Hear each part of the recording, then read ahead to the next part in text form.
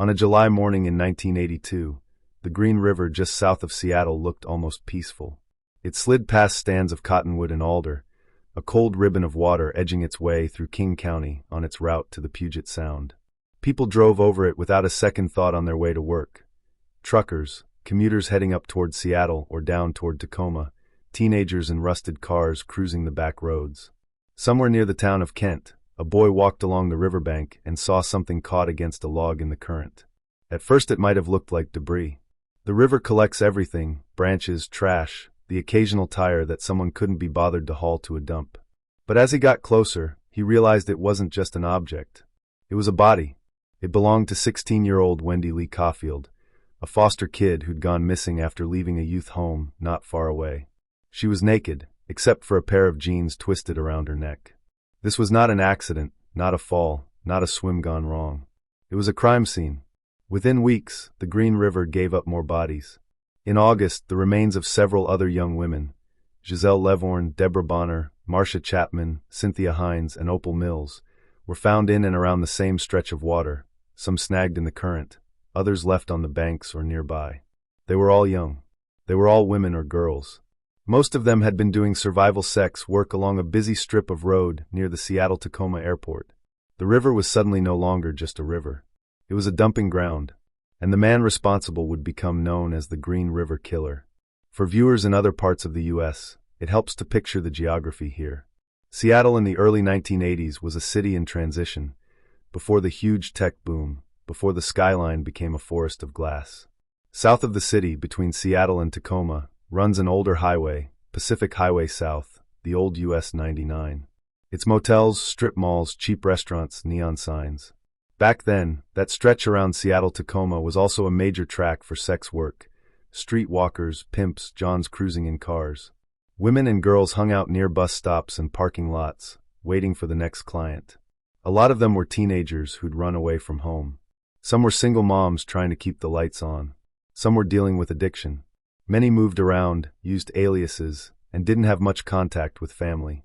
They were the kind of people our society is really good at not seeing. So when one of them didn't show up one night, it might not trigger an immediate missing person investigation. It might not trigger anything at all. In the summer of 1982, that blind spot became the hunting ground for a man who took full advantage of it. As more bodies turned up near the Green River and in wooded areas south of Seattle, the pattern became impossible to ignore. Almost all the victims were young women or girls. Almost all had connections to prostitution or life on the street. Many had last been seen along Pacific Highway South. The King County Sheriff's Office realized they weren't looking at isolated murders anymore. They were looking at a serial killer working their backyard. They formed a special team, the Green River Task Force, to focus on the case. Over the years, it would swell to include dozens of detectives, analysts, and support staff, becoming one of the largest serial murder investigations in American history. They had bodies. They had a rough victim profile. They had a stretch of highway and a stretch of river. What they didn't have was a face. If you've watched a lot of more recent cases, it's easy to imagine detectives rushing in with DNA kits and digital databases. But in 1982, forensic science looked very different. DNA profiling was still experimental. CODIS, the National DNA Database, didn't exist. Most lab work boiled down to blood typing, enzyme markers, hair and fiber comparison, and the occasional fingerprint if you were lucky. Out at the recovery sites, the Green River itself worked against them. Bodies left in water decompose quickly. Clothing and ligatures can slip away. Animal activity and weather scatter small evidence. In a lot of these early cases, by the time searchers found a victim, they were working with skeletal remains and not much else. On top of that, the killer wasn't leaving one body at a time. He was leaving clusters. You'd have 3, 4, 5 victims left in the same general area, down a ravine off a highway, in a wooded patch off a rural road, or in and along the river itself. Sometimes they were close together. Sometimes he returned later and added to the same dump site, using those places like open-air graves. For detectives, that told them 2 things. First, he was comfortable in these locations. He knew the side roads and the pullouts. He was local, or at least spent a lot of time here. Second, he was confident enough to come back. That idea, of a killer returning to his dumping grounds, would later be reinforced by an unlikely source, Ted Bundy. In the mid-1980s, With the investigation dragging on and the body count climbing, some members of the Green River Task Force actually went down to Florida's death row to talk to Bundy. He'd been a Seattle area predator himself back in the 1970s, and they hoped he could provide insight into how someone like him would operate. Bundy suggested that the Green River Killer was likely revisiting the bodies, maybe to relive the crime or engage in necrophilia, and that he might be someone who felt very comfortable around that stretch of South King County. He was right, but knowing that didn't give them a name. Meanwhile, the killings continued. Most of the murders we now know about happened between 1982 and 1984, but bodies kept being discovered throughout the decade and into the 1990s, hidden in brush on wooded slopes near highways and trails. Some victims would not be identified for decades. Some still haven't been, even now. The Seattle area lived with a kind of split reality. If you were part of the world the victims moved in, if you were a sex worker on Pack Highway, a teen sleeping on friends' couches, someone hustling for money on the street, you knew there was a predator out there. Women watched out for each other. They warned each other not to get into certain vehicles, not to go to certain places. If you were not part of that world, the threat felt distant. Yes, people read the headlines. But a lot of folks in the suburbs and office parks told themselves that as long as their daughters weren't that kind of girl, they would be safe. That sense of "it's awful, but it's not about us" is one of the reasons this man was able to operate as long as he did. Because during those same years, the person the Green River Task Force was hunting was living, working, and worshiping right there in the community. His name was Gary Leon Ridgway. From the outside, Gary was almost aggressively ordinary. Born in 1949 in Utah, he grew up mostly in the state of Washington in a working-class family. His dad drove a bus.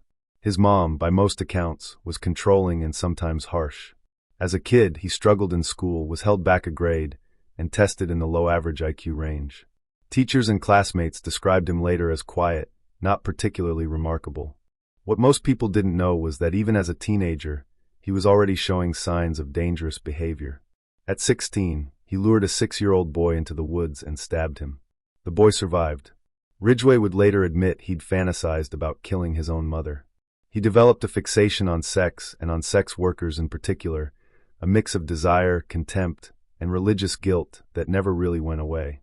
As an adult, he did all the things you're supposed to do if you want to look like a productive citizen. He served briefly in the Navy.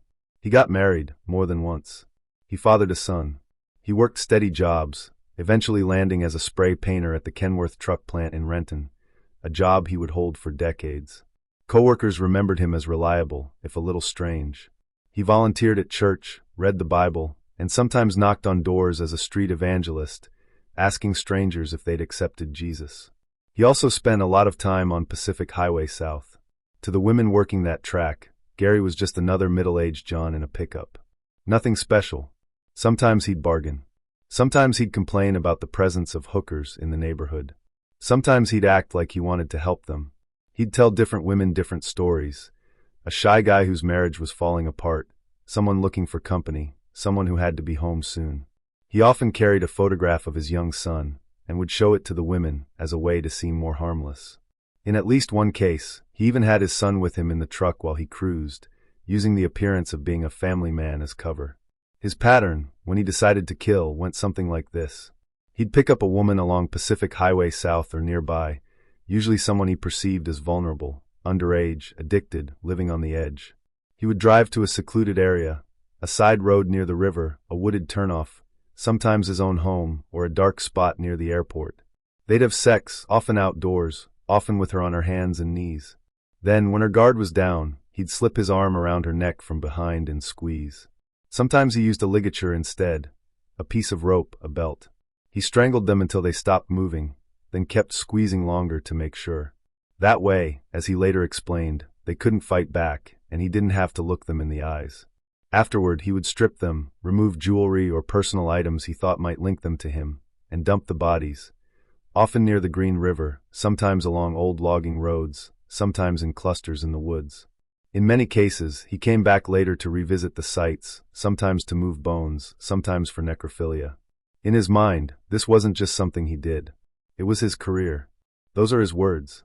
In later interviews with investigators, Ridgway described killing young women as his career, something he did alongside his other life as a factory worker and husband. He said he targeted sex workers because they were easy to pick up, and no one would miss them. He wasn't completely invisible to law enforcement. In 1980, before the Green River murders even officially began, he was accused of choking a sex worker near the Seattle-Tacoma airport. In 1982, as bodies started turning up, he was arrested for soliciting prostitution. In 1983, when a young woman named Mary Mian Malvar disappeared after getting into a pickup, her boyfriend and pimp followed the truck and noted the house it parked in front of. It belonged to Gary Ridgway. Detectives interviewed him. He admitted to picking up sex workers but denied harming anyone. He passed a polygraph test, which at the time carried more weight than it should have in ruling people in or out. His calm, flat affect didn't trigger the machine. He stayed on a long list of persons of interest, but there were hundreds of names on that list. Some came from tips. Some came from other sex workers. Some came from people who'd had minor run-ins with the law near the river. In that sea of suspects, Ridgway was one more man in a truck. In 1987, detectives got a warrant to search his home and vehicles. They collected samples of his hair and saliva, along with some fibers and other evidence. But again, the forensic tools of the day let them look only so far. They could compare blood types, check hair under a microscope, maybe say that something was consistent with something else. They couldn't yet build a full DNA profile. So the Green River investigation limped along. Politics played a role. As the years went by, funding and staffing for the task force waxed and waned, depending on who was sheriff, who was running for office, and what other crises demanded attention. Some detectives spent years full-time on the case. Others rotated in and out. There were bursts of activity when new bodies were found or new tips came in, followed by long, frustrating stretches where the white bards stayed the same. All the while, South King County went about its business. Planes took off and landed at Seattle-Tacoma. People went to work at Boeing and smaller manufacturing plants. Couples shopped at South Center Mall. Families crossed bridges over the Green River on their way to Little League games and Sunday dinners. And somewhere out there, often in plain sight, was Gary Ridgway, driving his pickup, clocking in for his shift at Kenworth, going home to his wife, grilling in the backyard.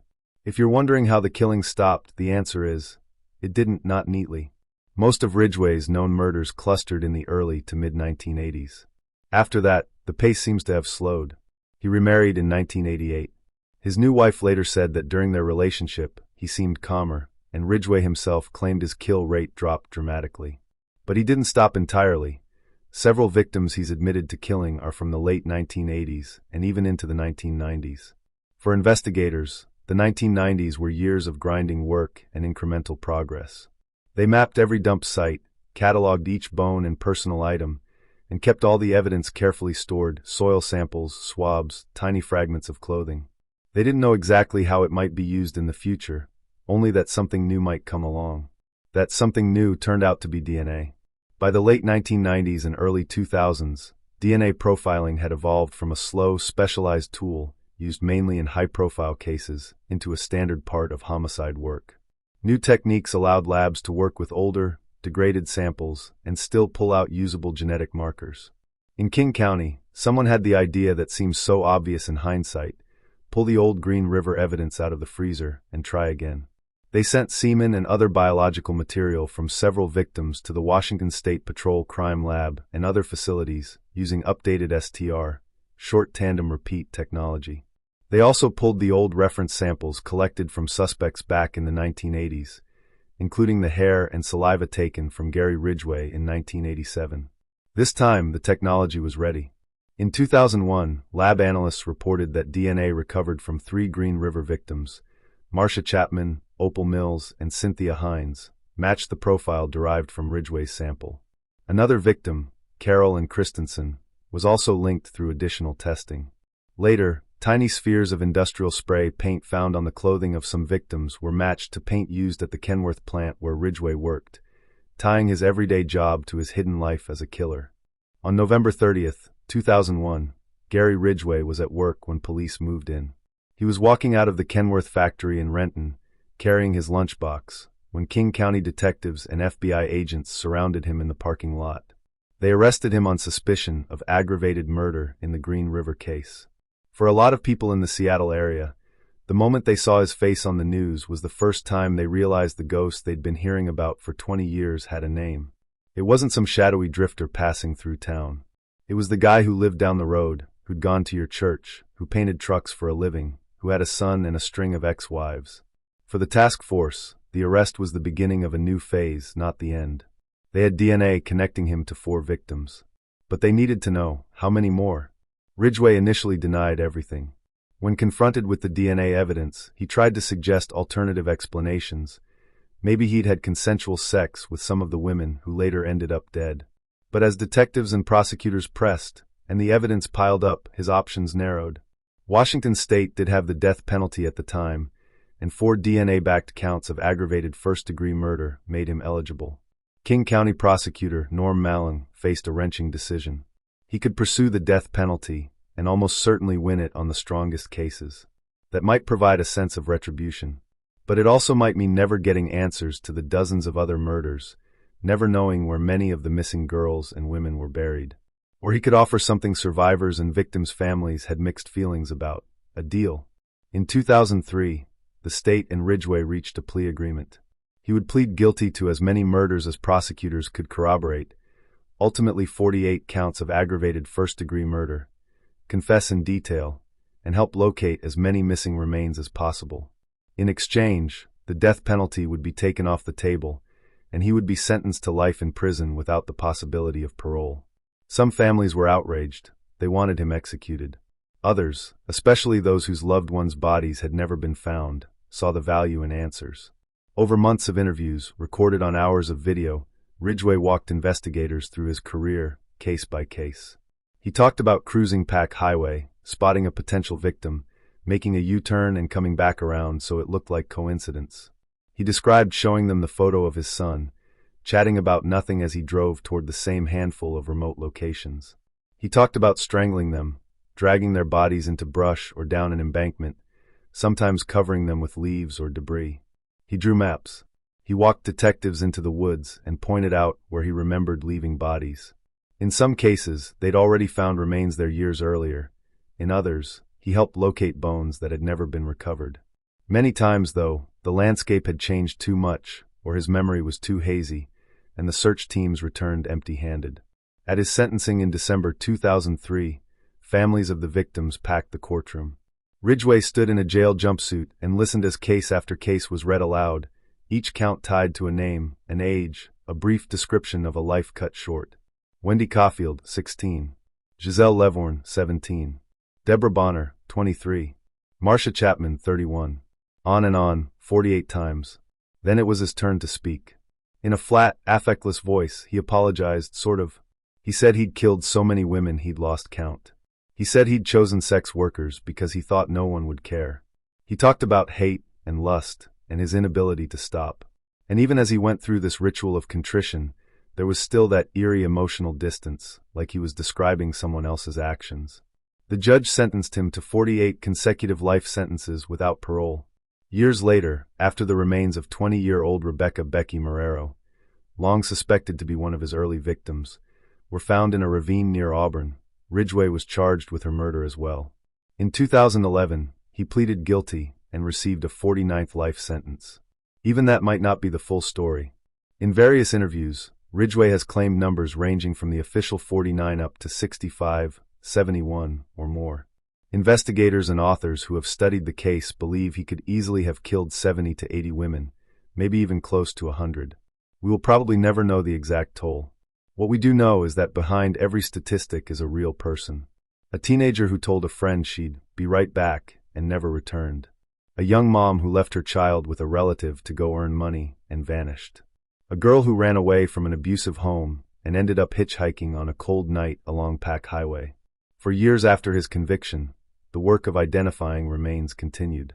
Some victims originally known only as Jane Doe B10 or Bones 17 were finally given back their names thanks to advances in DNA testing and, more recently, genetic genealogy, the same kind of technique that helped catch the Golden State Killer. In 2012, 2019, 2021, 2023, and 2024, authorities in Washington announced new identifications of Green River victims using these methods. Every time, somewhere, a family got a call they'd half hoped for and half dreaded for decades. So what does this case tell us, beyond the biography of one man? First, it shows how many cracks there were in our systems, some of which are still there. The victims Ridgway chose were people our society tends to write off: sex workers, runaways, young women struggling with addiction or poverty. When they disappeared, many weren't reported missing right away. When the media did talk about them, headlines often emphasized their work rather than their humanity. That stigma delayed the urgency of the response, both from law enforcement and from the public. If middle-class white high school students had been vanishing at the same rate from the same region, the reaction from everyone would probably have been different.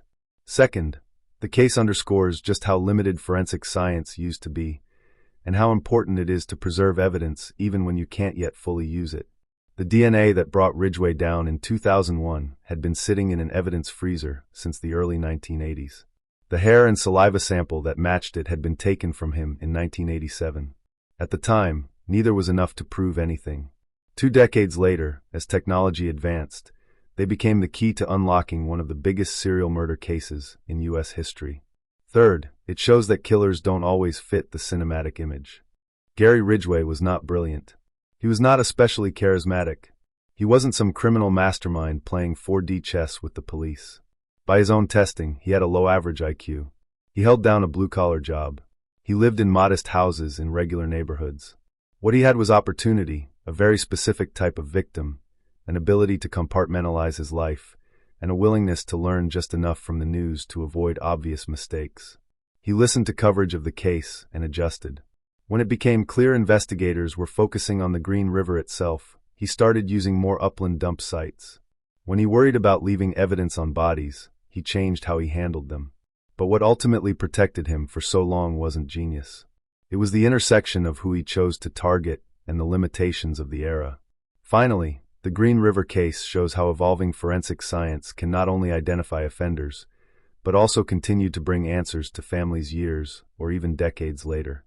Every time a set of remains is identified, that's not just another line in a case summary. It's a person whose life can be grieved properly, whose name can be spoken at memorials, whose family can stop living in a limbo made of maybes. Today, Gary Ridgway is in his 70s, serving his life sentences at the Washington State Penitentiary. He will die there. That part of the story is as closed as the system can make it. But the ripple effects of what he did are still moving. Along Pacific Highway South, the landscape has changed. Some of the old motels are gone. Others have been rebranded. New businesses have moved in. The Green River still flows under the same bridges, past soccer fields and bike paths, its surface giving no hint of what was once hidden below. For people who lived through those years in the Seattle area, the words Green River Killer still carry a shiver. For the families of the victims, the pain doesn't end with a plea deal or a sentencing hearing. It lives in birthdays missed, grandchildren never born, empty seats at Thanksgiving tables. And for everyone who looks at this case from a distance, there's a complicated kind of lesson. That a man can spend his days painting trucks, sitting in church pews, mowing his lawn, and tucking his son into bed, and then drive out after dark to prowl the highway, hunting for someone nobody else is watching. That science can catch up to crimes committed long before it was ready. And that sometimes the only thing standing between a ghost along the highway and a courtroom is the decision to carefully bag a piece of evidence and keep fighting for a case even when the trail feels cold. The Green River investigation stretched across 2 decades, multiple sheriffs, changing technologies, and a region that grew and changed around it. In the end, it did what it was supposed to do, put a name and a face to the horror and lock that man away.